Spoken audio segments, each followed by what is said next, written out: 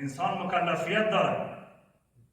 که فطرت سالم خود نگهداری بکند و ماموریت خود به شیوه و به طریقی درست رساند،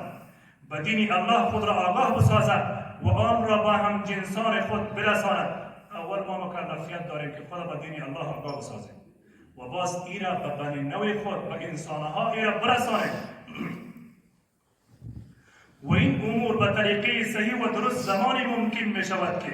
حکومت اسلامی و در رأس آن یک امیر مسلمان وجود داشته باشد. ما خود به احکام الهی آگاه بکنیم و ای را به بنی نوع خود، به انسانها خصوصا به مسلمانان شرایط برسانیم. چی وقت ممکن میشه